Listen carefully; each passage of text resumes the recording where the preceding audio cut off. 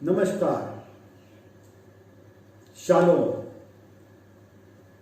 मी doctor Jayant Sable आपणा सर्वांचं ह्या सभेत स्वागत करतो.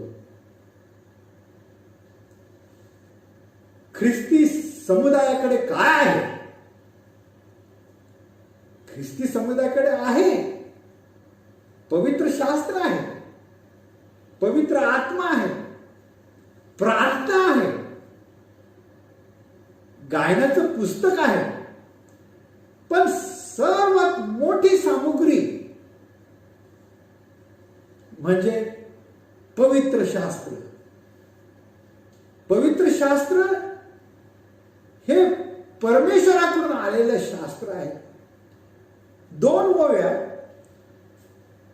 2 पेत्र याचा 1 अध्याय 21 वचन असं म्हणत आहे, कारण संदेश हा मनुष्याकडून कधीही आला नाही, तर पवित्र आत्म्याने प्रेरित झालेल्या मनुष्याने देवापासून आलेला हा संदेश आहे. अशाच रीत्या 2 वचन 2 तिमोथेयाचा 3 अध्याय 16 वचन, देवाचे वचन हे परमेश्वर प्रेरित आहे. या दोन्ही वचनाचा सारांश असा आहे की संपूर्ण शास्त्र हे परमेश्वर प्रेरित आहे. परमेश्वराचे विचार, परमेश्वराचे वाक्य, रचना, परमेश्वराचे शब्द आणि मनुष्य केवळ एक माध्यम. त्या पलीकडे अधिक 10 आज्ञा ह्या अतिशय महत्वाच्या आहेत. कारण शास्त्राचा हा भाग 10 आज्ञा हा परमेश्वर स्वतःने आपल्या बोटाने दगडावरती कोरून लिहिलेले आहे. परमेश्वराने मोशे नावाच्या ग्रस्ताला सैनाई पर्वतावरती बोलवलं व त्याने आपल्या स्वतःच्या बोटाने त्या 10 आज्ञा दगडाच्या पाठीवरती कोरल्या आणि त्या मोशेच्या हाती दिल्या. म्हणून 10 आज्ञा ह्या फार महत्वाच्या आहेत. याबद्दल कुठल्याही ख्रिस्ती मंडळीचं दुविधा नाही. 10 आज्ञा पैकी 4थी आज्ञा देखील महत्वाची आहे, कारण 4थी आज्ञा ही 10 आज्ञाचा भाग आहे. 7वा दिवस पवित्र साबत म्हणून तू पाळ. 10 आज्ञांपैकी 4थ्या आज्ञेमध्ये एक शब्द आढळतो, स्मरण ठेव, विसरू नको. 7वा दिवस पाळण्यास विसरू नको. 7वा दिवस हा आराधनाचा दिवस, भक्तीचा दिवस, शाबाताचा दिवस. याचं स्मरण ठेव, विसरू नको. हीच एक एवढी आज्ञा आहे 10 आज्ञापैकी. ही सर्वात मोठी आणि काटेकोररित्या परमेश्वराने आपल्या स्वतःच्या हाताने लिहिलेली आहे. निर्गमनाचा 20वा अध्याय 8, 9, 10 व 11 4 ओव्याची ही आज्ञा आहे. आणि तसं सर्व ख्रिस्त मंडळी 10 आज्ञावरती विश्वास ठेवते आणि त्यावरती दुमत नाही. म्हणून ही माहिती गरजेचं आहे. 10 आज्ञांपैकी 4थ्या आज्ञावरती सैतानाचा मोठा प्रहार आहे. आज जगभर ख्रिस्ती मंडळी 7व्या दिवसाऐवजी पहिल्या दिवशी रविवारी भक्ती करतात. रविवारी आपल्या मंदिराचे दरवाजे उघडतात आणि आराधना करतात. याला शास्त्राचा पाठिंबा आहे की नाही हे आपण आज बघणार आहोत. जुन्या कराराचा शाबत शनिवार, नवीन कराराचा शाबत रविवार असा समज ख्रिस्ती मंडळीचा आहे. आणि याला पाठिंबा पाठिंबा आहे की नाही, नवीन कराराच्या रविवार शाबाताला पाठिंबा आहे की नाही, आणि ते म्हणतात आहे ना, 11 मुद्द्याची दलील देखील ते देतात. 11 मुद्द्याची दलील शास्त्रामधून जी दिली गेली आहे ती अशा प्रकारे आहे. आपण सर्व हे क्रमांकाने बघूया. दलील number 1, are the 10 commandments nailed to the cross? The 10 commandments are of no use for the New Testament believers.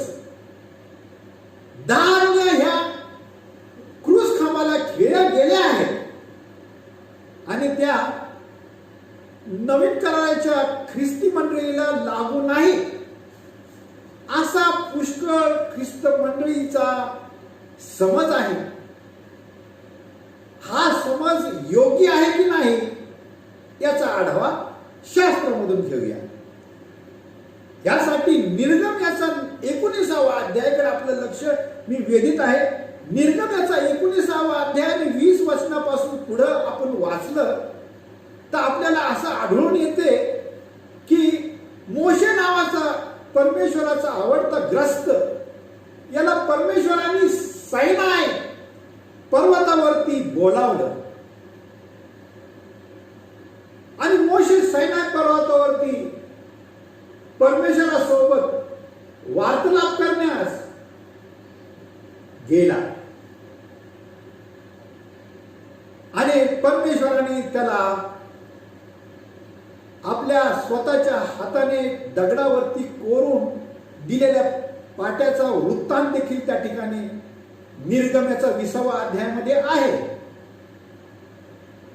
19व्या अध्यायामध्ये लक्षात ठेवा, 19व्या अध्याय निर्गमनाचा 19व्या अध्यायामध्ये मोशे पर्वतावरती गेला आणि दुसरं 31व्या अध्यायामध्ये निर्गम 31व्या अध्यायामध्ये असं नमूद आहे की मोशे हा तातडीने खाली आला. काही कारण असतं, कारण परमेश्वर सर्व जाणता आहे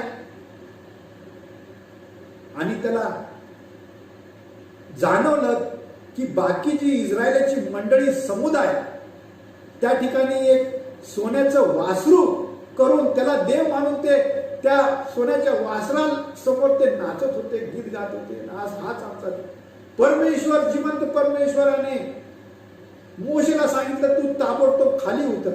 31व्या अध्यायामध्ये मोशे खाली उतरला. निर्गमनाचा 34वा अध्याय व 28व्या वचनामध्ये असं नमूद केलेलं आहे की मोशे 40 दिवस व 40 रात्र परमेश्वरासोबत त्या सायनाय नावाच्या पर्वतावरती होता.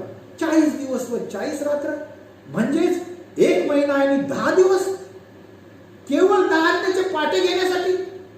परमेश्वर 10 आज्ञेचे पाटे लिहितो आणि त्या लिहिलेल्या पाट्या घेण्यासाठी 40 दिवस व 40 रात्र नव्हे, 40 दिवस व 40 रात्र यासाठी की मोशेने परमेश्वरासोबत, परमेश्वर वरिष्ठ कनिष्ठ संगती बोलत आहे. मोशे धरतीचा माणूस परमेश्वराला काय शिकलो, बोलणारा परमेश्वर, स्वर्गातील पिता, पर्वतावरती तो बोलत होता आणि मोशे ऐकत होता.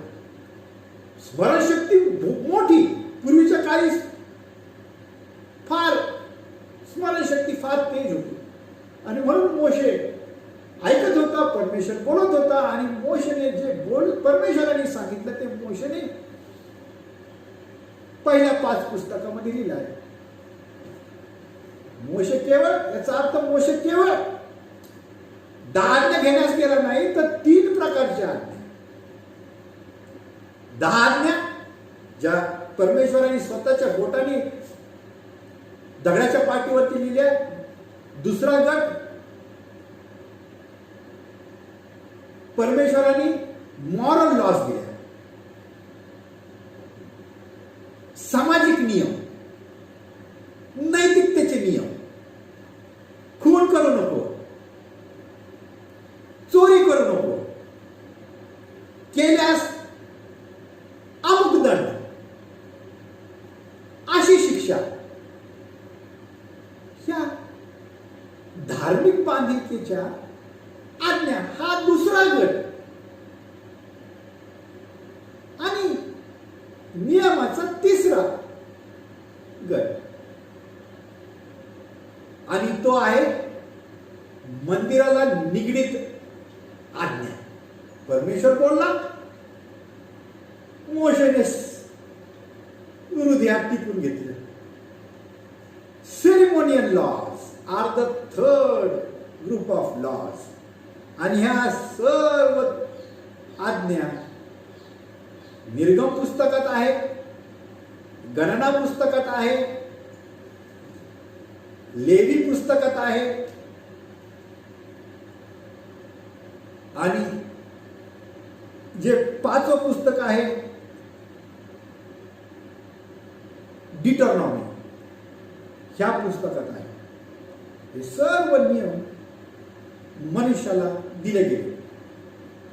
नेमके क्रूस खांबावरती खेळले गेलेले ह्यापैकी कुठले नियम, याची नोंद घेणं गरजेचं आहे की त्या नियमापैकी पुष्कळशे धार्मिक नियम जे मंदिराला निगडीत होते, त्या नियमापैकी उदाहरणार्थ एक नियम तुम्हाला सांगू इच्छितो की अशी प्रथा होते इस्रायलमध्ये की एक निर्दोष निष्कलंक कोकरा घेणं, त्याला वधणं, त्याचं बलिदान करणं आणि त्याचं ते रक्त एका गंगाळामध्ये घेऊन मंदिराच्या परम पवित्र स्थानात जाऊन ते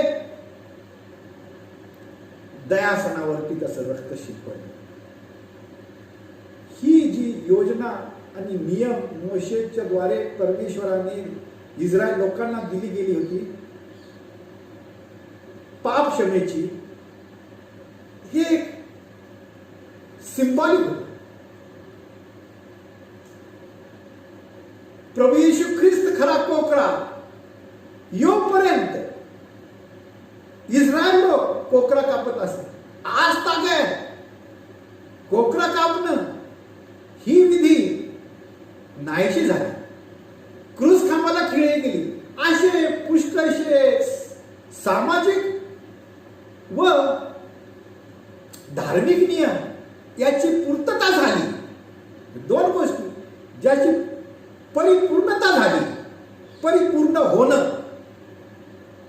कारण प्रभू येशू ख्रिस्त खरा कोकरा तो क्रूस खांबी वधल्या गेला. क्रूस खांबापर्यंत ते नियम लागू होते. क्रूस खांबानंतर कोकरू वधण्याचा जो नियम आहे आणि तो रक्त शिंपण्याचा नियम, जनावरांना वधण्याचा नियम, हे सिंबॉलिक होतं.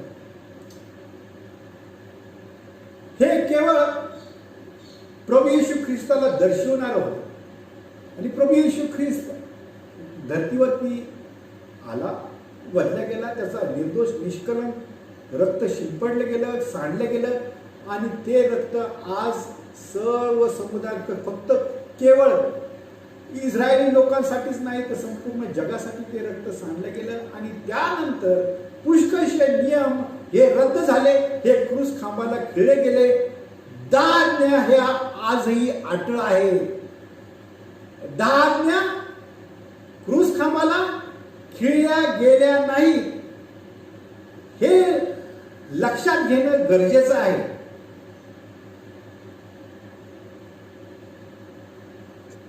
मुद्दा नंबर 2, ही मोठी दलील दिली जाते आणि ती शास्त्रामध्ये नमूद आहे. असं म्हटलं गेलं आहे की are there only 2 great laws, the 10 laws are no more. In the place of 10 laws, there are just 2 laws mentioned for the New Testament believers. म्हणजेच 10 आज्ञाच्या ऐवजी आज केवळ 2च मोठ्या आज्ञा नवीन कराराच्या ख्रिस्ती मंडळीस आहेत. आणि त्या संदर्भ मत्ती याचा 22वा अध्याय 34 ते 40 हा संदर्भ दिला जातो. ह्यामध्ये असं नमूद केलेलं आहे की पहिली एक मोठी आज्ञा जी ह्या मंडळीला लागू आहे ती आहे, तू आपला देव परमेश्वर यावरती सर्व अंतकरणाने, सर्व जीवाने व सर्व मनाने प्रीती कर. आपला देव परमेश्वर यावरती तू सर्व अंतकरणाने, सर्व जीवाने व सर्व मनाने तू प्रीती कर. आणि दुसरी आज्ञा, जशी आपल्या स्वतःवरती प्रीती तू करतोस तशीच तू प्रीती आपल्या शेजाऱ्यावरती कर. ह्या दोन आज्ञा नवीन कराराच्या मंडळी, ख्रिस्ती मंडळीस लागू आहेत. असा मोठा ख्रिस्ती मंडळीमध्ये समज पसरलेला आहे. हा गैरसमज दूर करण्यासाठी तेच वचन जे मत्ती याचा 22वा अध्याय 34 ते 40 मध्ये लिहिलेले आहे, नमूद केलेलं आहे, त्याकडे आपण काटेकोररित्या बघूया. याचा संदर्भ घेणं, बॅकग्राऊंड घेणं गरजेचं आहे. कुठल्या संदर्भात, in which circumstances did Jesus Christ speak out this to laws. कुठल्या संदर्भात प्रभू येशू ख्रिस्त या भूतलावरती असताना त्यांनी ह्या दोन आज्ञाची घोषणा कुठल्या संदर्भात केल्या आहेत हे आपण बघूया. संदर्भ आहे आपण याच वचनातून आपल्याला सादर होत आहे की येशू ख्रिस्त हा मोठ्या जमावात आहे. पुष्कळदा प्रभू येशू ख्रिस्त जमावात होता.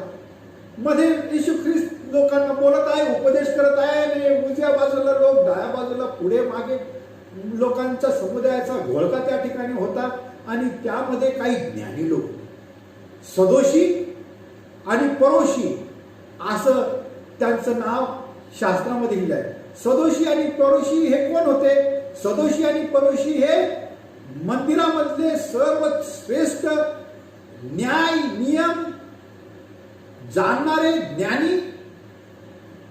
ह्या लोकांना 10 आज्ञाचं महत्व माहीत होतं आणि ते केवळ त्या घोळक्यामध्ये प्रभू येशू ख्रिस्ताची फसवणूक करण्यासाठी, प्रभू येशू ख्रिस्ताला त्रासात पाडण्यासाठी, प्रभू येशू ख्रिस्ताला त्याच्या शब्दांमध्ये धरण्यासाठी त्याला ते प्रश्न करतात. आणि तो प्रश्न शास्त्रामध्ये लिहिला आहे. आणि या दोन आज्ञा ज्या दिल्या गेल्या आहेत त्या आधीचा संदर्भ विसरण्यास ख्रिस्ती मंडळी फार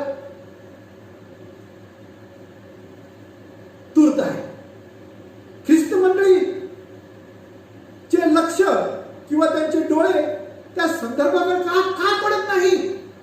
संदर्भ लक्षात घेणं गरजेचं आहे. येशू ख्रिस्तानी या दोन आज्ञाचा व्हॉलेंटरीली घोषणा केलेली नाही. ह्या दोन आज्ञाची व्हॉलेंटरीली किंवा स्वखुशीने त्यांनी ह्या दोन आज्ञा दिल्या नाही. त्याला येशू ख्रिस्ताला हा प्रश्न केला गेला आहे. आणि तो प्रश्न असा आहे की गुरु, शास्त्रामध्ये सर्वात मोठा नियम कुठला आहे? या 10 आज्ञांपैकी सर्वात मोठा नियम कुठला आहे? असं दिलं. 10 आज्ञांपैकी सर्वात मोठा नियम कुठला आहे? आणि ते प्रभू येशू ख्रिस्ताची चाचणी घेत आहे, परीक्षा घेत आहे. आणि येशू ख्रिस्ताने फार समाधानपूर्वक त्याचं उत्तर दिलं. आणि ते उत्तर देत हे म्हणाले की पहिली मोठी आज्ञा की तू आपला देव स्वर्गीय परमेश्वर ह्यावरती तुझ्या मनापासून, जीवापासून आणि अंतकरणापासून प्रीती कर. आणि दुसरी आज्ञा त्यांनी विचारली नव्हती, हे लक्षात घेणं गरजेचं आहे. दुसरी आज्ञा येशू ख्रिस्तानी व्हॉलेंटरीली दिली, स्वखुशीने दिली. आणि तो पुढे म्हणत आहे की दुसरी आज्ञा पहिली आज्ञासारखीच आहे, ही ह्या आज्ञासारखीच आहे. आणि तो तिथं म्हणत आहे की the second law, the second big commandment is just like the first, you love your neighbour as yourself. तू पहिली आज्ञा, दुसरी आज्ञा पहिल्या आज्ञासारखीच आहे की तू आपल्या शेजाऱ्यावर आपल्यासारखीच प्रीती कर. हा संदर्भ लक्षात घ्या. आणि हे ऐकून जे ज्ञानी आणि नियमाचे ज्ञानी व्यक्ती हे शांत बसले. कारण हे उत्तर योग्य रीतीने येशू ख्रिस्ताने दिले. का देऊ नये? येशू ख्रिस्त हा स्वर्गीय परमेश्वराचा पुत्र. म्हणून हा मुद्दा संदर्भ, त्याची पार्श्वभूमी काय आहे? येशू ख्रिस्ताने या दोन आज्ञा दिल्या नाहीत आणि त्याची पार्श्वभूमी जाणल्यानंतर, त्या आज्ञा दिल्यानंतर देखील ख्रिस्ती मंडळी वाचण्यास विसरते. ती आज्ञा दिल्यानंतर देखील येशू ख्रिस्त काय म्हणाला, पुढे काय म्हणत आहे दोन आज्ञा दिल्यानंतर, ते पुढे जाऊन 40व्या वचनात आपण हे बघूया. या 40व्या वचनावरती ख्रिस्ती मंडळाची नजर का पडत नाही हा प्रश्न आहे. ते 40व्या वचन पुढे असं म्हणत आहे की सर्व नियम, शास्त्र, भविष्यवाद या शिकवणीवरती अवलंबून आहे. all these two, all the 10 commandments, सर्व नियम व भविष्यवादी या दोन आज्ञावरती खिळून आहेत. इंग्लिश मध्ये all the 10 commandments hang on these two. all the 10 commandments hang on these two. या सर्व 10 आज्ञा या दोन आज्ञावरती कसे अवलंबून आहेत त्याचं परीक्षण तुम्ही आणि मी केलं पाहिजे. ते शास्त्रामध्ये दिलं नाही, याचं परीक्षण 10 आज्ञामध्ये आहे. इथपर्यंत आपण वाचल्यानंतर हा संदर्भ लागतो की 10 आज्ञा त्यांनी रद्द केल्या नाही, काढून टाकल्या नाही. त्या जुन्या करारामध्ये लागू होत्या आणि नवीन करारामध्ये देखील आजही तागायत लागू आहे. त्याचा सारांश दोन आज्ञामध्ये दिला गेला. त्याचा सारांश कसा दोन आज्ञामध्ये लागू पडत आहे हे आपण 10 आज्ञामध्ये बघूया. 10 आज्ञाचा शोध घेऊया. 10 आज्ञा ह्या सारांशामध्ये असा आहे, अशा नमूद केलेल्या आहेत. निर्गमनाचा 20वा अध्याय 2 ते 8.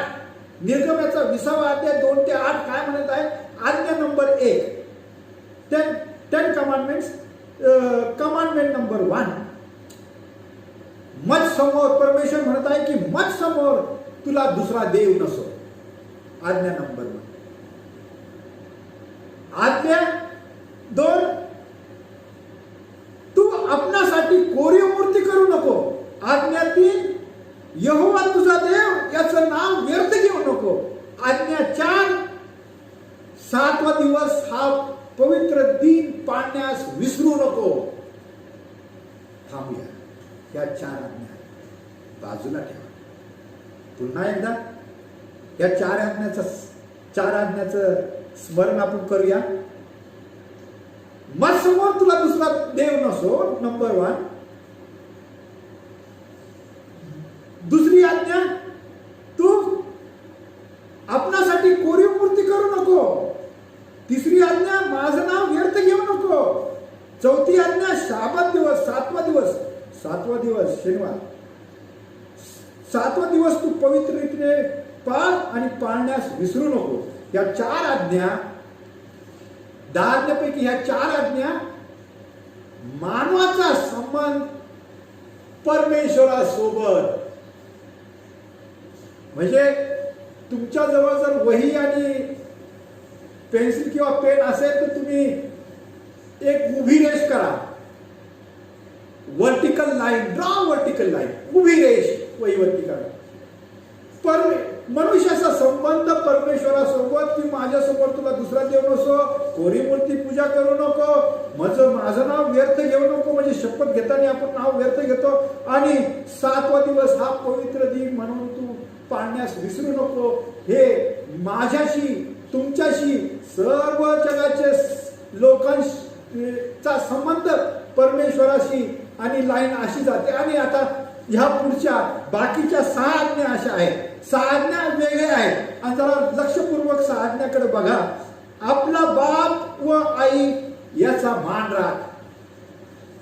दुसरी आज्ञा खून करू नको. तिसरी आज्ञा बेविचार करू नको. चौथी आज्ञा चोरी करू नको. 5वी आज्ञा आपल्या शेजाऱ्याविरुद्ध खोटी साक्ष देऊ नको. आणि 10वी आज्ञा तू आपल्या शेजाऱ्याच्या घराचा लोभ धरू नको. तू आपल्या शेजाऱ्याचा घराचा लोभ धरू नको. आता ह्या 6 आज्ञा, शेवटच्या 6 आज्ञा आहे, याच्याकडे जर लक्षपूर्वक बघितलं तर हा मनुष्याचा संवाद मनुष्याबरोबर हॉरिझॉन्टल लाईन, समान पातळीवरती. चोरी करू नको, खून करू नको, आपल्या शेजाऱ्याच्या घरावरती लोभ धरू नको. या 6 आज्ञा समान पातळीवरती. आपल्या वहीवरती जी उभी लाईन काढलेली आहे, तुम्ही मांडलेली आहे, त्या उभी रेषेवरती तुम्ही आडवी रेष का आणि तुम्हाला त्या ठिकाणी क्रूस खांब दिसेल. तर 10 आज्ञामध्ये क्रूसाचं चित्र आहे. Picture of the cross is hidden in the 10 commandments. समान पातळी आडवी लाईन आणि उभी लाईन, मानवाचा संबंध परमेश्वरासोबत. ह्या 2, मानवाचा संबंध मानवाशी, तू आपल्या शेजाऱ्यावरती मनापासून प्रीती कर आणि तू आपल्या परमेश्वरावरती प्रीती कर. परमेश्वरावरती प्रीती, शेजाऱ्यावरती प्रीती. या 2 आज्ञावरती बाकीच्या 10 आज्ञा, ज्या 10 आज्ञा आहेत त्या ह्या 2 आज्ञावरती अवलंबून आहेत. The 10 hang on the 2. The 10 commandments hang on the 2. That means the 10 commandments are not nailed, are not gone away. The 10 commandments are applicable. म्हणजे याचा अर्थ असा आहे की 10 आज्ञा आजही अटळ आहे. त्या 2 आज्ञा ज्या तुम्ही म्हणता त्या केवळ सारांश आहे. प्रभू येशू ख्रिस्ताला फसवणुकीसाठी त्यांनी विचारल्यानंतरच येशू ख्रिस्तांनी उत्तर दिलं आणि स्वखुशीने नाही, तर विचारल्यानंतर त्यांनी दिलं. सर्वात मोठी आज्ञा कुठली? आणि त्यानंतर परमेश्वर येशू ख्रिस्त, परमेश्वराचा पुत्र, त्यांनी दोन्ही आज्ञा दिल्या. सर्वात मोठी आज्ञा दिली आणि त्याच्यापेक्षा दुसरी आज्ञा, तो आपल्या शेजाऱ्यावरती प्रीती कर, ती आज्ञा दिली. हे लक्षात घेणं गरजेचं आहे. तिसरा मुद्दा व तिसरी दलील. The disciples of Jesus Christ gathered on the first day for worship. ही दलील दिली जाते की येशू ख्रिस्ताचे शिष्य हे पहिल्या दिवशी भक्तीस एकत्र झाले आणि त्याचा संदर्भ शास्त्रामधून दिला जातो.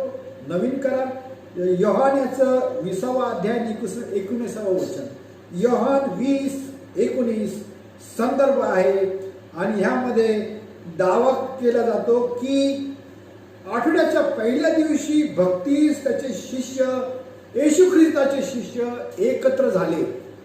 आणि म्हणून नवीन कराराचा शाबात रविवार, आठवड्याचा पहिला दिवस आहे. 7वा दिवस हा जुन्या करारातला आहे. येशू ख्रिस्ताचं क्रूस खांबाच्या नंतर शाबात दिवस बदललेला आहे. आणि ह्या ठिकाणी क्रूस खांबाच्या नंतर येशू ख्रिस्ताचे शिष्य भक्तीस एकत्र झाले. संदर्भ योहान 20:19. याची पडताळणी आपण पडताळूया.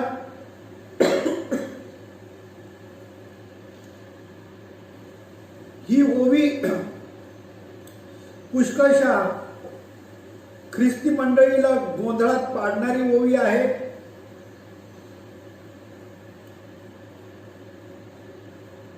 योहान याचा 20वा अध्याय आणि पहिल्या वचनामध्ये एक नाव येत आहे आणि ते नाव आहे मगदलिया मेरी.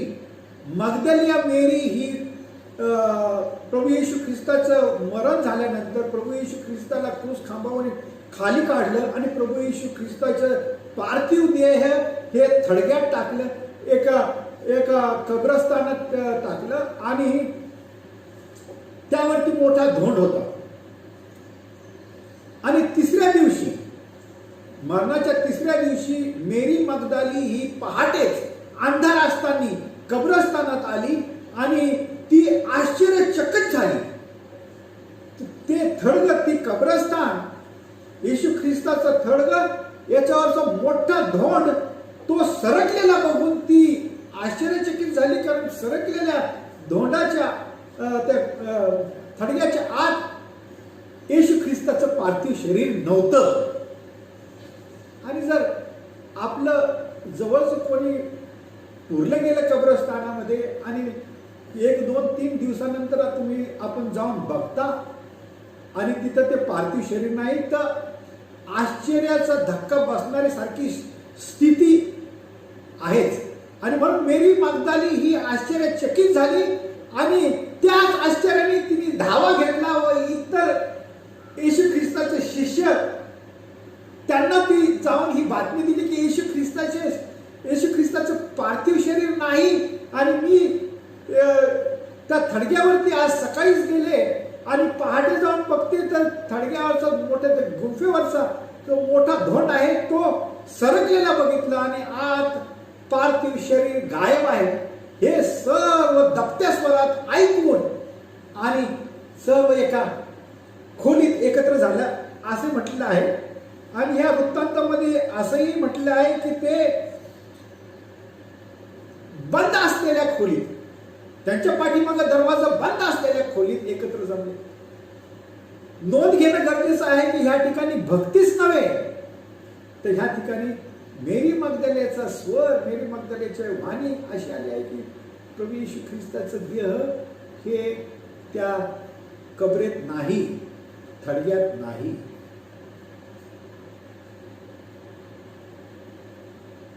भीतीच्या पोटी विचार विमर्श करण्यासाठी शिष्य दबत्या स्वरात बंद असलेल्या खोलीत एकत्र झाले. भक्ती हा शब्द कुठेही नाही. भक्ती, वर्शिप, गायन, वादन, प्रेयर हा शब्द कुठेही आढळत नाही. ते एकत्र झाले. पहिल्या दिवशी एकत्र का झाले? भीतीच्या पोटी. भीती का? कारण येशू ख्रिस्त मरण्यापूर्वी येशू ख्रिस्ताला क्रूस खांबी ज्यावेळेस दिलं गेलं, येशू ख्रिस्त क्रूस खांबावरून काढला गेला आणि त्याला त्याच्या थडग्यात टाकण्यापूर्वी, त्यावेळेस थडग्यात टाकत असे, कब्रस्तान भूमीच्या आत त्यावेळेस टाकण्याची प्रथा नव्हती. थडग्यात टाक, गुंफासारखं थडग.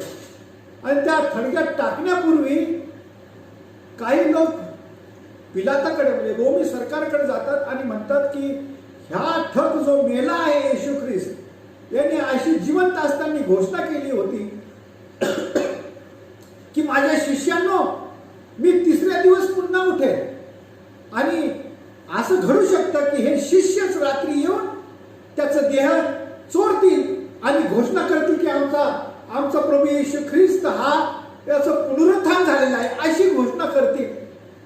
आणि नेमकं 3ऱ्या दिवशी प्रभू येशू ख्रिस्ताचं पार्थिव शरीर गायब आणि थडग्याचा मोठा धोंड जो एकट्या मनुष्याने बाजूला सरकवला जात नाही, मोठा धोंड तो सरकलेला होता. आणि ही आश्चर्यचकित करणारी बाब. आणि दुसरी एक गोष्ट, भीतीच्या पोटी, कारण आता त्या शिष्यांवरती आळ येऊ शकतो, कारण पार्थिव शरीर गायब आहे. दबत्या स्वरात बंद असलेल्या खोलीत विचार विमर्श करण्यास भक्तीच नाही, हे ध्यानात घेणं अतिशय महत्वाचं आहे. अर्धवाक्य, अर्धमोवी वाचून त्याचा अर्थ काढणं चुकीचं आहे, सैतानिक आहे. हाफ ट्रूथ, हाफ फॉल्स, अर्ध सत्य, अर्ध असत्य, हे दोन्ही मिक्स करून जर तुम्हाला वाढलं गेलं तर तुमचा गैरसमज कायमस्वरूपी राहील. म्हणून कोणावरती विश्वास न ठेवता शास्त्र घ्या आणि संपूर्ण संदर्भ घेऊन, मागचा पुढचा संदर्भ घेऊन वाचा. फक्त ती एक ओळी घेऊ नका, एकत्र झाले पहिल्या दिवशी एकत्र. अहो, पहिल्या दिवशी एकत्र का झाले? भीतीच्या पोटी झाले. पार्थिव शरीर हे गायब होतं, त्यांच्यावरती आळी शिष्याने चोरलं, म्हणून दबत्या स्वरात बंद असलेल्या खोलीत एकत्र झाले. 10 आज्ञा अटळ आहे. 4थी आज्ञा हिचा खात्मा करण्याचा सैतान प्रयत्न करत आहे. 4थी आज्ञा 7वा दिवस पवित्रपणे पाळ, याच्याऐवजी रविवार आणण्याचा व तुमच्या हृदयाच्या पाठीवरती रविवार शाबात आहे हे लिहिण्याचा काटोकाट प्रयत्न करत आहे.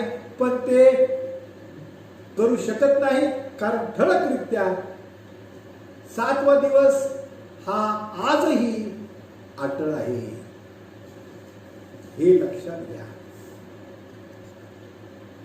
4था मुद्दा व 4थी दलील, was their worship and offering collection on the first day of the week. आठवड्याच्या पहिल्या दिवशी भक्ती व दान हे एकत्र केले गेलं. याचा वृत्तांत 1 करिंथ याचा 16वा अध्याय 2ऱ्या वचनामध्ये आहे. 1 करिंथ 16वा अध्याय आणि 2ऱ्या वचनावरती त्यांचं लक्ष आहे, ख्रिस्ती मंडळीचं लक्ष आहे. दावा आहे की आठवड्याच्या पहिल्या दिवशी दान एकत्र करणं व भक्ती, किती सत्यता ह्यामध्ये दडलेली आहे हे आपण बघूया. ह्या ठिकाणी योग्य रीतीने वाचण्यास आपल्याला कळतं की वर्गणी एकत्र करणे, भक्ती हा शब्द कुठेही नाही, प्रार्थना हा शब्द कुठेही नाही, केवळ वर्गणी एकत्र करणे, पहिल्या दिवशी वर्गणी एकत्र करणे ह्यावरती भर आहे. पैसे किंवा वर्गणी एकत्र करणे आहे, माणसं एकत्र करणे नाही. Not collecting the human beings together but collecting the offering, ह्यावरती भर आहे. या ठिकाणी पूर्ण संदर्भ घेऊन वाचलं तर पौल गलतिकरास मंडळीस आदेश देत आहे. पौलाचा आदेश असा आहे या मंडळीस की तुम्ही आठवड्याच्या पहिल्या दिवशी वर्गणी एकत्र करा, कारण मी पहिल्या दिवशी प्रवासात असेल आणि आठवड्याच्या पहिल्या दिवशी मी तुमच्या गावापासून जवळून माझ्या जहाजात मी जात असता. पौल हा जहाजामध्ये प्रवास करत होता आणि त्या ठिकाणी याचा वृत्तांत त्या ठिकाणी आहे की पौल जहाजामध्ये प्रवासात असता तुमच्या गावाकडून जात असताना वेळ न दवडता,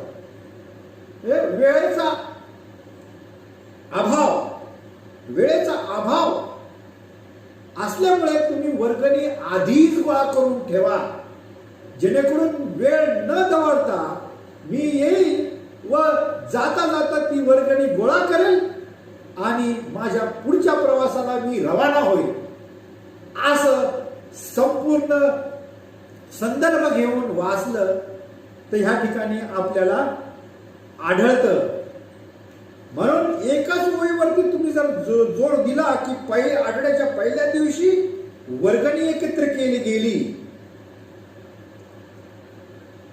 पहिले योहान याचा 20वा अध्याय 19वा वचन, योहान याचा 20वा अध्याय आणि 19वा वचन आपण घेऊन चाललो तर वर्गणी खचितच वर्गणी ही आठवड्याच्या पहिल्या दिवशी गोळा केली गेली,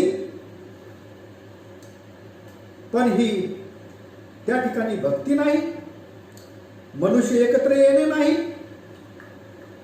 कदाचित प्रत्येकाला दान पेट्या किंवा डब्बे दिले गेले असतील आपापल्या घरी. तुम्ही आठवडाभर या डब्यांमध्ये आपल्या ऐपतीप्रमाणे, आणि हा शब्द त्या ठिकाणी नोंद केलेला आहे हे लक्षात घ्या.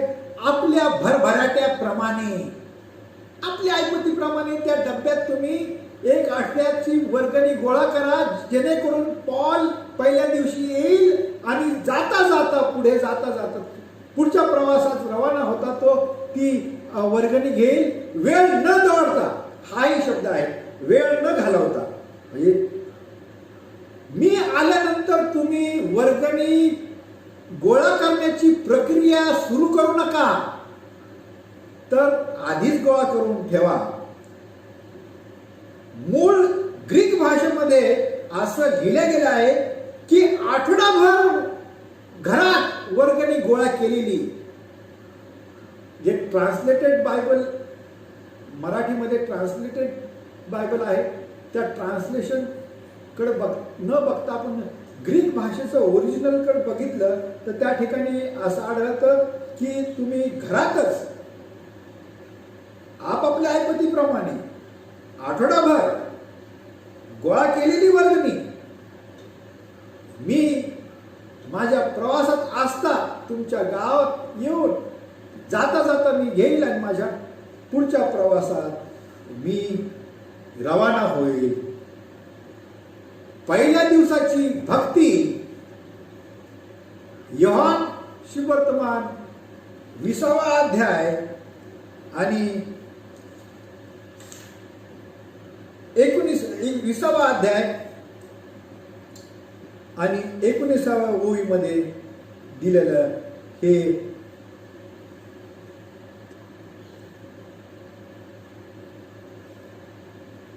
पहिलं करिंथ्याचा, क्षमा करा, पहिलं करिंथ्याचा 16वा अध्याय आणि 2रं वचन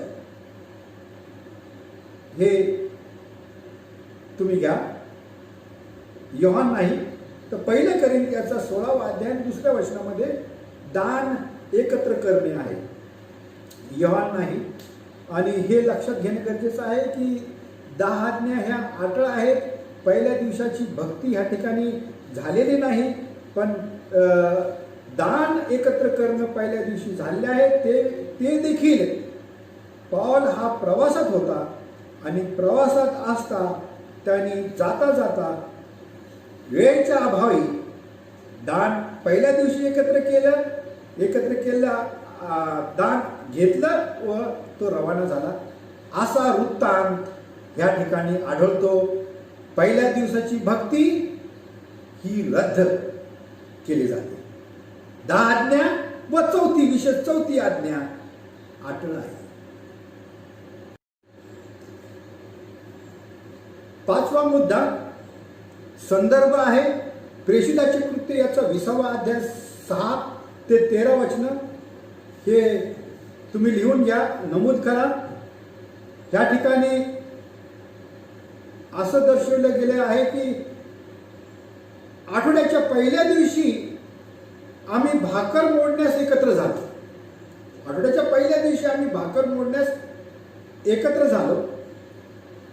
ह्याच संदर्भात पुढे जर वाचलं, आपण संपूर्ण संदर्भ घेतला तर नक्कीच आढळेल की पौल हा प्रवासात होता आणि त्याचं जहाज, ज्या जहाजामध्ये तो होता आणि इतर होते, त्याचं ते मोठं जहाज हे दुसऱ्या दिवशी रवाना होणार होतं आणि दुसऱ्या दिवशी रवाना होणार होतं म्हणून त्या सायंकाळचा तो लाभ घेऊन प्रवासाच्या मंडळीस एकत्र बोलून त्यांनी एक मीटिंग घेतली असावी, भक्ती घेतली असावी. अंधाराच्या समयी ह्या ठिकाणी त्यांनी मीटिंग घेतलेली आहे. प्रवासात होता, लक्षपूर्वक वाचा. पौल हा प्रवासात होता आणि त्याचं जहाज दुसऱ्या दिवशी रवाना होणार होतं. म्हणून त्याने त्यांच्याशी संभाषण केलं व त्यांना संदेश दिला. आणि एक घटना तिथं आहे. युतुक नावाचा व्यक्ती, ही घटना फार महत्वाची आहे. युतुक नावाचा व्यक्ती पौलाच्या प्रेक्षकांमध्ये बसला होता.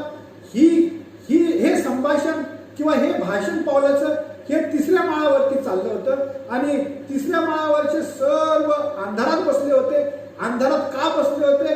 कारण हा संदर्भ युतुक नावाचा एक व्यक्ती त्या माडीच्या त्या खोलीच्या खिडकीत, माडीवर असलेल्या खोलीच्या खिडकीत बसला होता आणि तो मधून मधून धुळक्या घेत होता. त्याला झोप लागत होती. पडला, खाली पडला तिसऱ्या माळावर. सर्व खाली गेले व त्याला मेलेलं बघितलं आणि पौलाच्या द्वारे परमेश्वरांनी चमत्कार केला व मेलेला व्यक्ती युतुक हा जिवंत झाला. हा वृत्तांत देखील या ठिकाणी लिहिलेला आहे. प्रेषिताचे कृत्य 20वा अध्याय 9वे वचन वाचा. युतुक नावाचा व्यक्ती जिवंत झाला. अंधाराचा समय होता आणि त्याही पेक्षा प्रेषिताचे कृत्य 20वा अध्याय 8वे वचन वाचा. हा अंधाराचा वेळ होता, कारण त्या ठिकाणी पुष्कळशे दिवे चमकत होते. त्या ठिकाणी पुष्कळशे दिवे जळत होते. अंधाराचा, हे लक्षात घेणं गरजेचं आहे. अंधाराच्या वेळी पौलाने भाषण दिले आणि पुढं असं आहे की पौल मध्येच थांबला व तो भूक लागल्यामुळं तो एकटाच वरच्या खोलीत जाऊन त्यांनी एकट्यानेच भाकर खाल्ली. असं वाटतं. मध्ये थांबला व त्याने एकट्याने भाकर खाल्ली आणि पुन्हा आपलं भाषण मध्यरात्रीपेक्षा पुढं चालू ठेवलं. अंधाराच्या वेळी हा संदर्भ आहे. भाषण पौलाने अंधाराच्या वेळी पुढं चालू ठेवलं आणि पहाटेच, दुसऱ्या दिवशी पहाटेच तो अंधाराच्या समयीच तो पुढे आपल्या प्रवासास रवाना झाला. या ठिकाणी नोंद घेण्यासारखे 2 मुद्दे आहेत. ही मीटिंग सॅटर्डे इव्हनिंग, शनिवारी सायंकाळी सुरू झालेली असावी, कारण नियमाप्रमाणे यहुद्यांचा दिवस हा सायंकाळ ते सायंकाळ, शास्त्राप्रमाणे सायंकाळ ते सायंकाळ हा दिवस आहे. म्हणजे रविवार हा शुक्रवारच्या शनिवारच्या सायंकाळी रविवार सुरू झाला. सूर्यास्त ज्यावेळेस शनिवारचा सूर्यास्त झाला, रविवार सुरू झाला. शनिवारचा सूर्यास्त, सायंकाळ शनिवारची, ती रविवारची सुरुवात. म्हणजे त्या ठिकाणी पहिला दिवस सुरू झाला आणि पहिल्या दिवशी याचं वृत्तांत उत्पत्ती याचा पहिला अध्याय 5वं वचन या ठिकाणी आहे.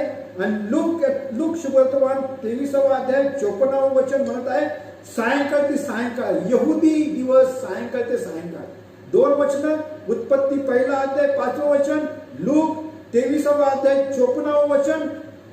यहुद्यांचा दिवस सायंकाळ ते सायंकाळ. आणि म्हणूनच सॅटर्डे इव्हनिंग, शनिवारी सायंकाळी आणि दुसऱ्या दिवशी पहाटे, म्हणजे रविवारचा दिवस उगवण्यापूर्वी किंवा पहाटेच पाऊल आपलं भाषण समाप्त करतो व तो रवाना होतो. याचा अर्थ असा आहे, रविवारचे 2 भाग, अंधार भाग आणि उजेडाचा भाग. पौलाने अंधारात भाषण केलं. पहिला दिवस अंधाराचा दिवस, अंधार, आणि उजेडात उजेड होण्यापूर्वी रविवारची पहाट अंधारातच तो रवाना झाला. याचा अर्थ आहे की पौलाने रविवारच्या उजेडात भक्ती घेतली नाही आणि ही भक्ती एमर्जन्सी मीटिंग होती आणि ही भाकर तोडण्यास एकत्र झाले की फेलोशिप लंच किंवा निरोप समारंभ. रेग्युलर भक्ती नाही, निरोप समारंभ. पौल जाणार आहे म्हणून त्यांनी भाकर तोडण्यासाठी, मोडण्यासाठी ते एकत्र झाले. ह्या ठिकाणी पहिल्या दिवशी भाकर एकत्र येऊन भाकर त्यांनी मोडल्या, हाच संदर्भ आहे. आणि त्यांनी पौलाने त्यांना भाषण दिलं व तो रात्रीच्या समयी भाषण सुरू केलं आणि अंधारातच पाठेच तो निघून गेला. रविवारच्या ब्राईट मॉर्निंगमध्ये किंवा ब्राईटनेसमध्ये त्यांनी उपदेश दिलेला कुठेही आढळत नाही आणि संपूर्ण शास्त्रामध्ये हाच एवढा एकमेव संदर्भ या ठिकाणी आहे ज्या ठिकाणी पहिल्या दिवशी भक्ती झाली पण ती अंधारात झाली. म्हणूनच पहिला दिवस भक्तीचा हे रद्द. सहावा मुद्दा संदर्भ, तोच संदर्भ प्रेषिताचे कृत्य 20वा अध्याय 7 ते 12 ह्या वचनाला घेऊनच आणखीन एक गैरसमज ख्रिस्ती मंडळीमध्ये आहे आणि तो असा आहे की हे भाकर मोडण्यास आम्ही एकत्र झालो, आठवड्याच्या पहिल्या दिवशी भाकर मोडण्यास आम्ही एकत्र झालो, ह्या वाक्याला घेऊन, या ओवीला घेऊन असा गैरसमज आहे की ह्या ठिकाणी प्रभू भोजनाचा विधी त्यांनी पहिल्या दिवशी केला. प्रभू भोजनाचा विधी ह्या ठिकाणी पावलासोबत मंडळीने त्रोसा ह्या ठिकाणी केला. 2 मुद्द्यामध्ये मी हे ह्या ठिकाणी उत्तर देतो. पहिला मुद्दा आहे की पाऊल हा भाषण देता देता मध्यावरती थांबवतो व भाकर खातो कारण भूक लागली. मोठं भाषण होतं, मध्यरात्रीपेक्षाही पुढं पहाटेपर्यंत कदाचित, असं त्या शास्त्रामध्ये, आपल्या शास्त्रामध्ये या ठिकाणी आढळत आहे. पाऊल ज्यावेळेस भाकर खाण्यासाठी थांबतो त्यावेळेस एकटाच तो भाकर खातो, सर्वांसोबत भाकर खात नाही, एकटाच. सुरुवातीच्या वाक्याला आहे की आम्ही एकत्र भाकर मोडण्यास आलो, एकत्र भाकर मोडण्यास आम्ही एकत्र आलो. दुसरा फार महत्वाचा आहे आणि हे लक्षात घेणं गरजेचं आहे की द्राक्षरसाचा उल्लेख कुठेही नाही आणि द्राक्षरस हा प्रभू भोजनाचा फार महत्वाचा भाग आहे. द्राक्षरसाचा उल्लेख कुठेही नाही, म्हणून हे प्रभू भोजन होऊ शकत नाही. निरोप समारंभाची मीटिंग, एमर्जन्सी मीटिंग, दुसऱ्या दिवशी पावलाचं जहाज होतं म्हणून.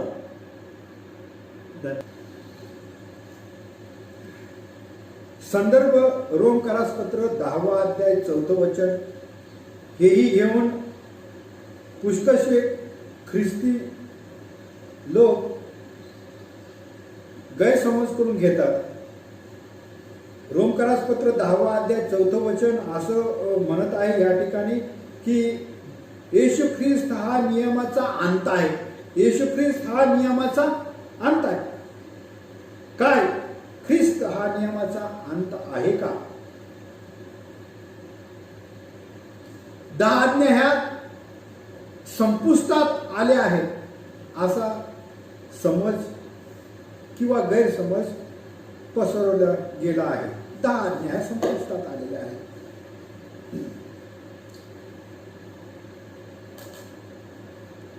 गलितिकरासपत्र 3रा अध्याय 24वा वचन महत्वाचं आहे आणि हे ग्रहण करणं अतिशय गरजेचं आहे. हे म्हणत आहे की तर मग आपण विश्वासाकडून न्यायी ठरलो आणि नियमशास्त्र हे आपल्याला ख्रिस्ताकडे नेतात. विश्वास व नियमशास्त्र, विश्वासाकडून आपण न्यायी ठरलो, आपल्या कर्तृत्वानं नाही, आपल्या चांगुलपणानं नाही, आपण विश्वासाकडून न्यायी ठरलो.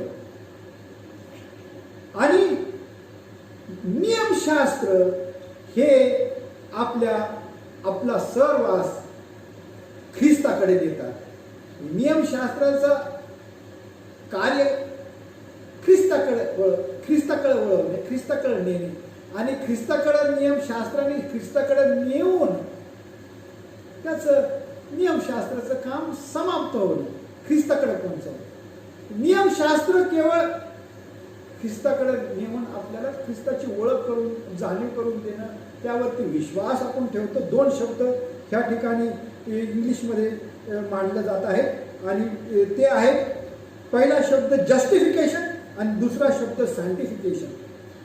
जस्टिफिकेशन मराठीत औचित्य, जी घटकेत होतं. विश्वास ठेवा आणि औचित्य प्राप्त करा. विश्वासाने औचित्य. Have faith in Jesus Christ, and as soon as you have faith in Jesus Christ, you are justified. ख्रिस्तामध्ये तुमचा स्वीकार केला जातो. दुसरा शब्द सॅन्टिफिकेशन. सॅन्टिफिकेशन म्हणजे पवित्र्याकडे, स्वतःला पवित्र करणे. आणि हा घटकेत नाही होत, पण हा जीवनाचा मोठा प्रवास आहे. संपूर्ण जीवनभर सॅन्टिफिकेशन म्हणजे आता आज्ञा पाळणं, देवाचे वचन पाळणं, नियमशास्त्र पाळणं आणि स्वतःला बदलून घेणं, पालक होणं. याचाच अर्थ की 10 आज्ञा संपुष्टात आल्या नाही.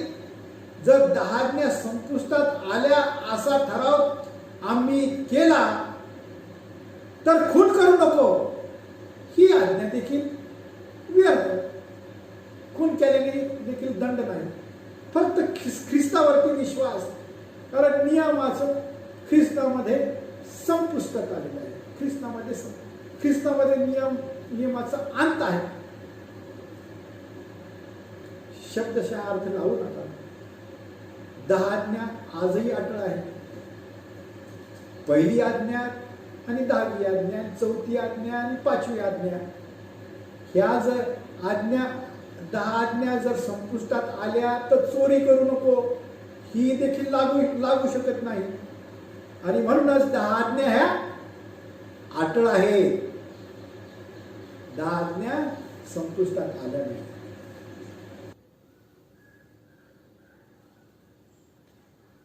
मुद्दा नंबर 8, संदर्भ कलशीकरास पत्र 2 अध्याय 14 ते 17 हे वचन आहेत. कलशीकरास पत्र 2 अध्याय 14 ते 17 या ठिकाणी असं म्हटलं आहे की 10 आज्ञा ह्या खोडून वधस्तंभावरती खिळल्या आहेत. तर 10 आज्ञा ह्या समाप्त झाल्या आहेत का? 10 आज्ञा ह्या खोडून वधस्तंभावरती खिळल्या गेला असा दावा हे वचन घेऊन काही ख्रिस्ती मंडळी करतील व ह्या 10 आज्ञापैकी 4थी आज्ञा देखील क्रूसखांबावरती खिळल्या गेली हे देखील ह्या ठिकाणी होतं. म्हणून याचं 14वं वचन असं म्हणत आहे. कलशीकरास पत्र 2 अध्याय आणि 14वं वचन, जो आम्हा विरुद्ध म्हणजे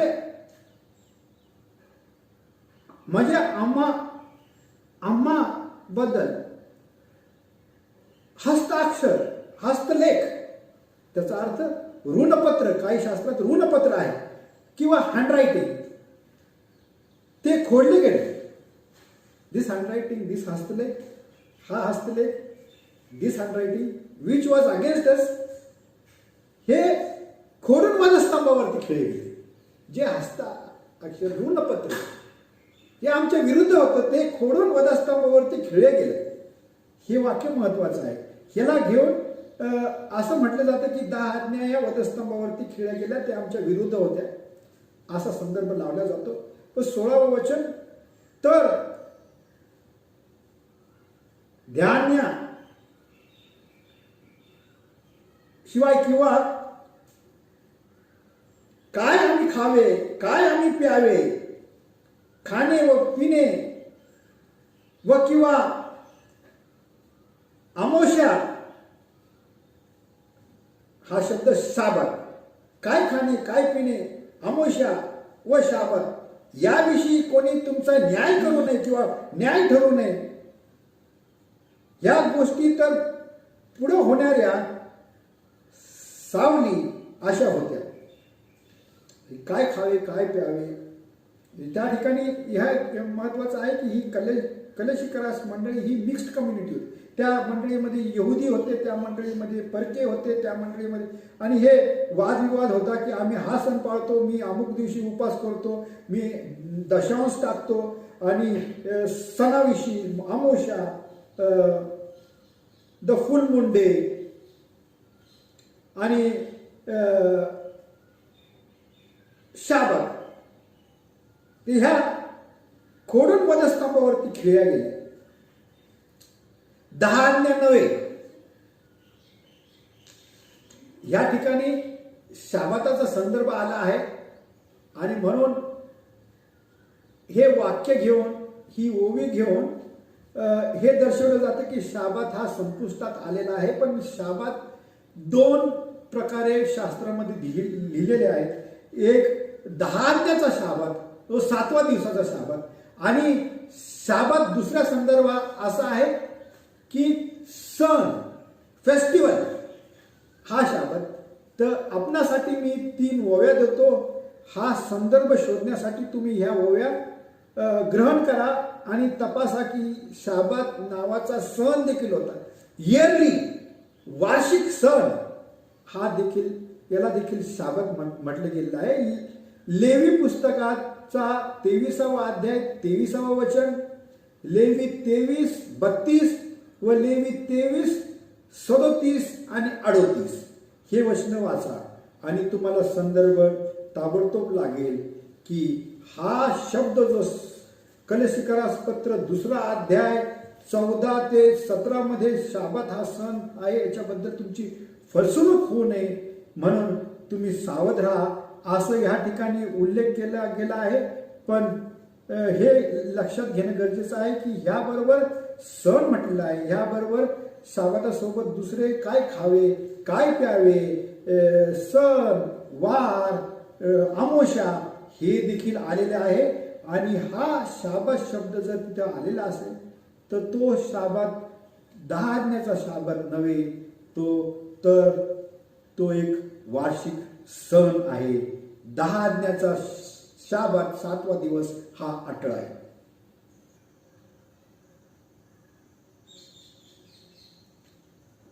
मुद्दा नंबर 9 आणि संदर्भ आहे रोमकरास पत्र 14वा अध्याय 5 ते 6. हा देखील मोठा गोंधळ आणणारा लेख आहे, वाक्य आहे. या ठिकाणी असं म्हणत आहे, कोणी एक दिवस दुसऱ्या दिवसापेक्षा अधिक मानतो आणि कोणी सर्व दिवस सारखे मानतो. हे शब्द ऐकणारे ख्रिस्ती 7व्या दिवसाचा नाकार करतात. 7वा दिवस आमच्यासाठी नाही. याचं उत्तर रोमकरास पत्र, संदर्भ आहे रोमकरास पत्र, ह्या ठिकाणी 5 आणि 6 दिलेले आहे. पण मी आपल्याला असं म्हणेल की रोमकरास पत्र हे संपूर्ण वाचा. पहिल्या वचनापासून वाचल्यानंतर आपल्याला संदर्भ आढळतो. ह्यामध्ये पहिला मुद्दा, ह्यामध्ये कुठेही देखील शाबात हा शब्द नाही, शाबात हा शब्द आढळत नाही. आणि पुढे असे की पहिले 1 ते 4 वाचल्यानंतर आपल्याला असं जाणवतं की या वचनांमध्ये काय खावे, काय प्यावे, पुन्हा हेच आलेलं आहे. आपण काय खावे, आपण काय प्यावे, आणि हा दिवस आणि तो दिवस हा संदर्भ आहे. तर ह्या ठिकाणी देखील मंडळी गोंधळात होती, कारण ती मिक्स्ड कम्युनिटी होती. यहुदी त्या ठिकाणी होते आणि यहुद्यांमध्ये परके देखील होते.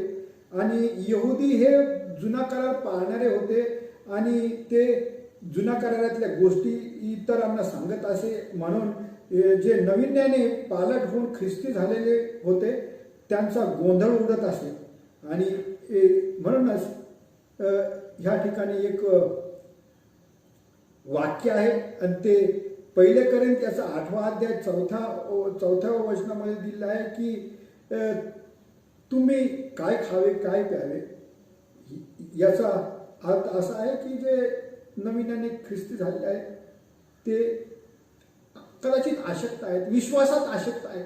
आणि जे विश्वासात आशक्त आहेत अशांनी जर जे वडील आहेत किंवा मूळचे परमेश्वराचे आहेत त्यांना प्रसाद, मूर्तीला वाढलेला प्रसाद जर त्यांनी घेतला आणि त्या आशक्त विश्वासाच्या व्यक्तीसमोर त्यांनी खाल्ला तर त्यांचा विश्वास डगमगेल.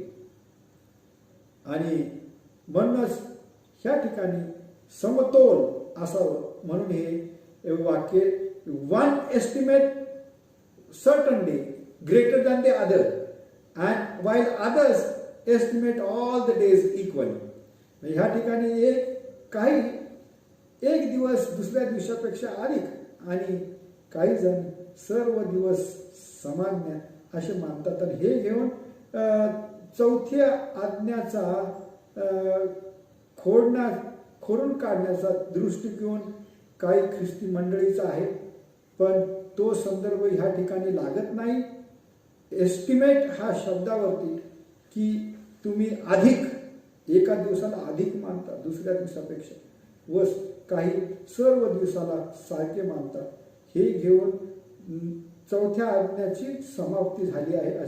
गलातियरास पत्र 4 अध्याय 10 ते 11 दिवस व महिने समय तुम्ही पाळता आणि मला भय वाटते की माझं शिकवण हे व्यर्थ गेलं, माझे जे मी श्रम तुमच्यासाठी केले ते व्यर्थ गेलं आहे असा या ठिकाणी परमेश्वर म्हणत आहे. रोमी हे ज्या कलिशिया मंडळीमध्ये होते ते नवीन ख्रिस्ती झाले होते आणि त्यांच्या जुन्या ज्या रोमी रूढी होत्या, वेळ पाळणे, सूर्यनमस्कार करणे, सूर्याला देव मानणे, ह्या प्रथा त्यांनी पाळणं सोडलं नव्हतं. जरी ख्रिस्ती झाले जुन्या प्रथा जुन्या पद्धतीकडे ते वळत होते. यिर्मयाचा 17 अध्याय 19 ते 27 असं म्हणत आहे, शाबाताचं महत्व जाणून शाबात न ठेवणे हे कितपत योग्य आहे. शाबाताचं महत्व जाणून शाबात न ठेवणे हे कितपत योग्य आहे. यिर्मयाचं 17 अध्याय 19 ते 27 वाचा. शाबात 7वा दिवस हाच योग्य आहे आणि हे पाळणं गरजेचं आहे. उदाहरण कैनाचं एबेलाचं दिलेलं आहे. कैन आणि एबेल उत्पत्तीमध्ये आहेत. हे दोन्ही भावांनी अर्पण देवाला अर्पण केले परमेश्वराला आणि कैनाचं अर्पण परमेश्वराने अमान्य केलं आणि हाबेलाचं अर्पण परमेश्वराने मान्य केलं, ह्यासाठी की हाबेलाने कोकरा परमेश्वराप्रमाणे परमेश्वराला स्वीकार असलेलं अर्पण कोकऱ्याचं बलिदान त्याच्या विधीवरती दिलं आणि शेतकरी असणारा कैन याने वनस्पती, भाज्या, फूल हे परमेश्वराला त्याच्या शेतीतून आणून दिलं. कैनाचं अर्पण नाकारलं आणि आबेलाचं अर्पण परमेश्वराने स्वीकारलं आणि म्हणूनच आपण आबेलासारखं आपल्या स्वतःला परमेश्वराला जे मान्य आहे तेच परमेश्वराच्या इच्छेप्रमाणे पाळणं गरजेचं आहे. आणि 7वा दिवस साबात हाच परमेश्वराला मान्य आहे शास्त्राप्रमाणे आणि कुठलाही योग्य दिवस दुसरा ठरत नाही. केवळ 7वा दिवस साबात हाच अटळ आहे. 10वा मुद्दा व 10वी दलील असं म्हटले जात आहे की पुनरुत्थान हा दिवस आराधनेचा दिवस, प्रार्थनेचा दिवस पाळण्यास काय हरकत आहे. पुनरुत्थान हा दिवस, प्रार्थनेचा दिवस, आराधनेचा दिवस पाळण्यास काय हरकत आहे. काही हरकत नाही. मी तर म्हणेन सर्व 7 दिवस तुम्ही आराधना करा, डोंगरावरती जा, सर्व 7 दिवस तुम्ही प्रार्थना करा, काही हरकत नाही. परंतु 7वा दिवसच परमेश्वराला आवडणारा पवित्र साबत आहे हे शास्त्र म्हणत आहे. दुसरा मुद्दा आणि दुसरं उत्तर ह्या ठिकाणी असं मांडेल मी की इव्हेंट इज इम्पॉर्टंट. इव्हेंट, कृत्य महत्वाचं आहे आणि ते कृत्य पुनरुत्थानाचं कृत्य, याला महत्व आहे. दिवस महत्वाचा नाही. सैतानाने लोकांची दिशा पालटली व दिवस पुनरुत्थानाचा दिवस महत्वाचा आहे. आणि पुनरुत्थानाचा दिवस हा पहिला दिवस शाबात पुनरुत्थानामुळं पाळला जात आहे. पण शाबात दिवस हा निर्मितीला निगडीत आहे. लॉर्ड ऑफ द सॅबथ, निर्माण संपूर्ण परमेश्वरानेच केलं आणि 7व्या दिवशी निर्मिती समाप्त केली. निर्मितीला निगडीत असणारा हा शाबात हा सर्व निर्मितीचा मालक चालक. तुम्ही जसे शेतीचे मालक आहात, तुम्ही जसे धनी आहात, प्रॉपर्टी आहे, मालक, लॉर्ड ऑफ द सॅबथ, हे मालकी. परमेश्वर केवळ मालकच नाही, तो निर्माण करणारा परमेश्वर आहे. या जगातलं सर्व काही त्याचंच आहे. आणि म्हणून शाबात हा पुनरुत्थानाचं कृत्य महत्वाचं आहे. Event is important. कृत्य हे महत्वाचं आहे. आणि दिवसासाठी प्रभू येशू ख्रिस्ताचं मरण पूर्ण, त्याला पूर्ण व त्याचं पुनरुत्थान होण्यासाठी दुसरं चिन्ह परमेश्वराने दिलं आहे. आणि ते बाप्तिस्मा. बाप्तिस्मा पाण्यात बुडणं आणि पाण्यातून बाहेर येणं, याला बाप्तिस्मा म्हणतात. प्रभू येशू ख्रिस्ताच्या नावाने प्रार्थना करून जो व्यक्ती आहे, ज्यांनी येशू ख्रिस्तावरती विश्वास ठेवून पुढे आलेला आहे, त्याला आपण बाप्तिस्मा पाण्यात बुडवून देतो. हे पाण्यात बुडणं म्हणजे मरणं आणि पाण्याच्या खाली जाणं म्हणजे दफन करणं. आणि ज्यावेळेस पाण्याच्या वरती पुन्हा येतो मनुष्य, त्यावेळेस तो नवीन येतो, त्याचं पुनरुत्थान झालं असतं. जुना पापी मनुष्य मेला, नवीन हे प्रभू येशू ख्रिस्ताचं मरण पूर्ण आणि पुनरुत्थानाचं दर्शक म्हणून ह्या ठिकाणी दिलेलं आहे. शास्त्रामध्ये कुठेही असं वाक्य ठळठळीत नाही की 7वा दिवस शाबात हा रद्द केलेला आहे. आणि कुठेही असंही वाक्य नाही की पहिला दिवस हा शाबात आहे, असं कुठेही नोंदित नाही. 7वा दिवसच शाबात आहे आणि तो निर्मितीच्या निगडीत आहे.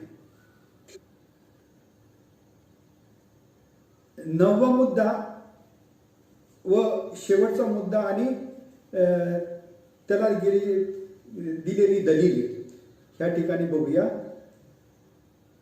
संदर्भ आहे एशिया 56 2-6. ह्या ठिकाणी असा प्रश्न केला जातो की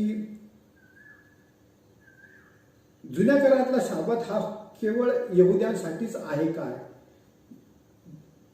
7वा दिवस शाबात हा यहुद्यांसाठीच आहे असं ख्रिस्ती मंडळीचं म्हणणं आहे.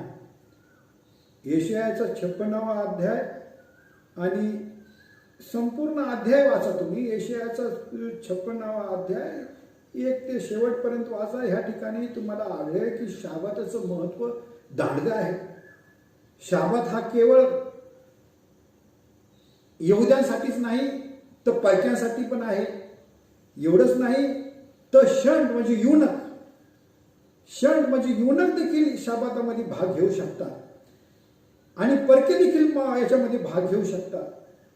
इतर क्षेत्रातले, इतर धर्मातले देखील शाबातामध्ये भाग घेऊ शकतात. गणना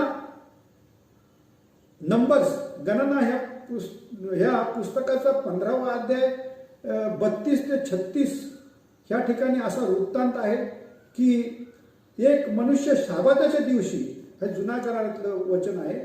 गणना 15वा अध्याय 32 ते 36 मध्ये एक शाबाताच्या दिवशी एक मनुष्य काड्या व्यस्तांनी आढळतो, म्हणजे काम करत आहे. तो स्वयंपाकास काड्या व्यस्तांनी आढळतो आणि ज्यावेळेस त्याला हे शाबाताचं भंग त्यांनी केला आहे काड्या वेचून शाबताच्या दिवशी, त्याला मरणदंड दिला गेला आणि त्याचं मरण दगड मारून इतरांनी केलं.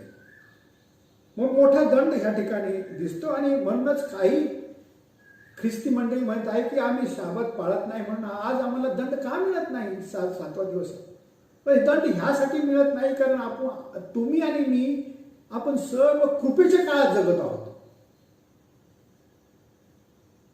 रोमकरास पत्र 6 अध्याय 14 वचन, कारण आम्ही व तुम्ही, आमच्यावरती व तुमच्यावरती सत्ता चालणार नाही, कारण तुम्ही नियमशास्त्राचे स्वाधीन नाही तर कृपेच्या स्वाधीन आहात.